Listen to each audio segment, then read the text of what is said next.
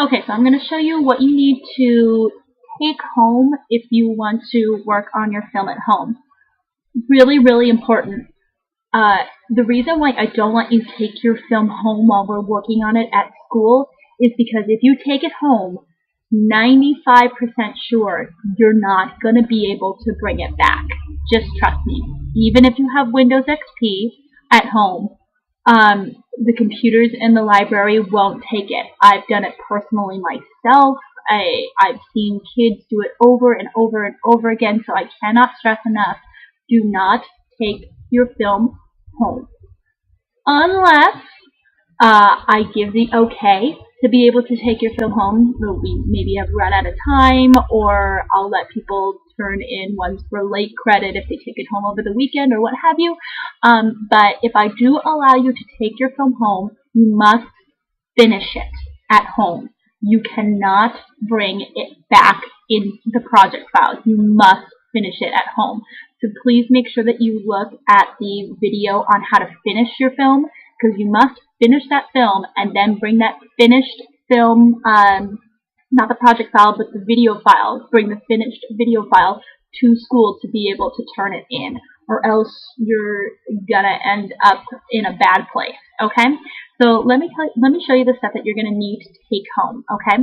The first thing, of course, you're going to need to take home is your project file that you've been working on for quite some time, that you always come in and open in the library, okay? You will also need your original footage, like this is right here, okay?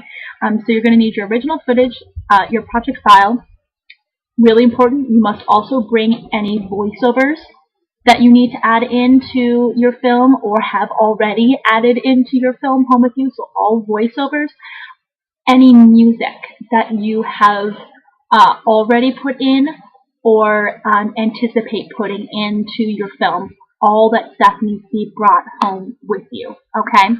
If you forget any of this stuff at school, I will have no mercy on you, okay? You need to follow directions and make sure you bring all the correct stuff home. So again, the project file, the video file, and any voiceovers or music that you are going to add into your film, okay?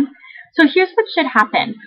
When you bring all this stuff home, oh, by the way, the easiest way to bring this stuff home is on a flash drive. So really important, all you just need is like maybe a 1 gigabyte at the most flash drive to be able to put everything on, and you should be good to go, okay? So this is what's going to happen when you put your flash drive in your home computer and you get ready to open up the file, okay? We're going to open up our project file right here. This is what you're going to see. You're going to see all these red X's right here. I'm going to zoom in so you can see it a little bit better. Look, I can see my title screen right here, but all of my video is now gone. The reason why these red X's are here is because it can't find where the video file is. It thinks the video file that it's pulling all this information from is in the public drive at school. That's where it thinks it is. However, when you're on your home computer, of course, you're not connected to any public drive, so it doesn't know where it is. All you need to do is you need to tell it where the video file is. And the way that you do that is you just click on any section that has the red X's and double click, and it brings up this thing that says, this file cannot be found. Would you like to browse for it? Yes, I would. I put mine on the desktop. There it is. There's my video file that I brought home with me, all the footage. And then press open, and boom, everything pops right back up. And we can play it no problem. Okay? So that's what you need to make sure that you do if you get those red X's on there. Okay?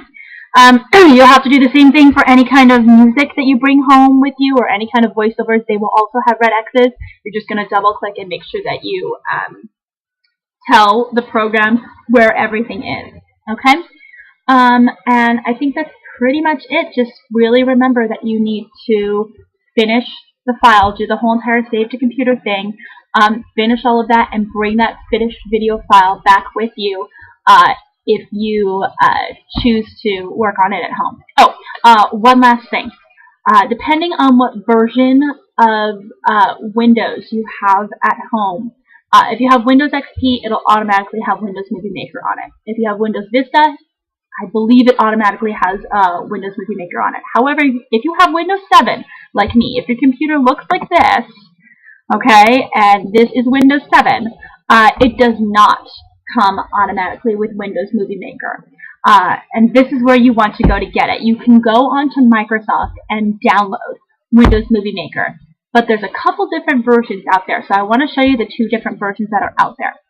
The one version that's out there that is the newest one is this Windows Live Movie Maker 2011. If you download this, it will open up your project file. However, all of the tutorials that I've gone over with you are not with this version. So you're going to be a little lost. It's going to be harder for you to be able to use it. It does not have as many features as the other one does. So I don't really recommend this version. You can download it. It will open it and everything. However, just know that any of the tutorials that I've done so far don't apply if you use this version. What you do want to do is you want to download Windows Movie Maker 2.6. If you just do a search for Windows Movie Maker 2.6, download, it'll most likely bring you to this Microsoft Download Center. I realize it says for Vista on here, but it will work on Windows 7. I have downloaded this personally to my computer, and that's what this is right here. It looks pretty much like the version that's on XP.